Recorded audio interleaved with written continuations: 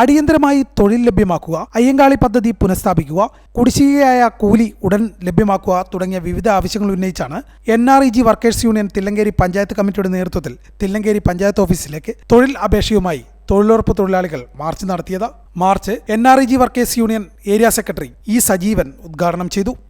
26 July മാസം 1-ന് ഈ പദ്ധതി ആരംഭിച്ചു കഴിഞ്ഞിട്ടും ഇതുവരെയും നമ്മുടെ നാടിനകത്തെ ദേശീയ ഗ്രാമീണ തൊഴിലുറപ്പ് പദ്ധതിയിൽ ജോലി ചെയ്ത തൊഴിലാളികൾക്ക് ഒരു ദിവസത്തെ പണി പോലും നൽകാൻ സാധിക്കുന്ന തരത്തിൽ അതിനാവശ്യമായ പദ്ധതി രൂപീകരിക്കാനോ പണി നൽകാൻ സാധിക്കുന്ന തരത്തിലുള്ള നടപടികൾ സ്വീകരിക്കാനോ ഈ നിയമത്തിനകത്ത് ചട്ടങ്ങൾ കൊണ്ടുവന്ന് അത് നടപ്പിലാക്കാൻ സാധിക്കുന്ന തരത്തിലുള്ള നടപടികൾ സ്വീകരിക്കാൻ രാജ്യം ഭരിക്കുന്ന ഗവൺമെന്റ് അതിനകത്ത് ഒരു നടപടിയും സ്വീകരിക്കാത്ത ഘട്ടത്തിലാണ്.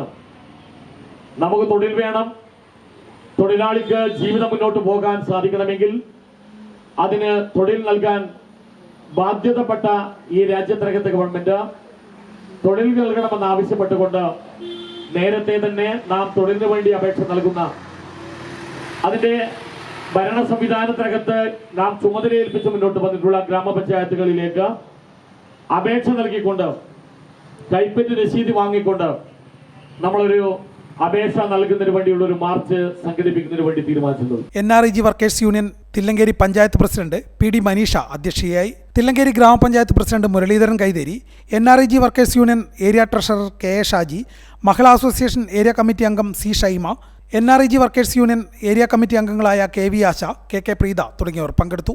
ഹൈവിഷൻ ന്യൂസ്, തില്ലങ്കേരി.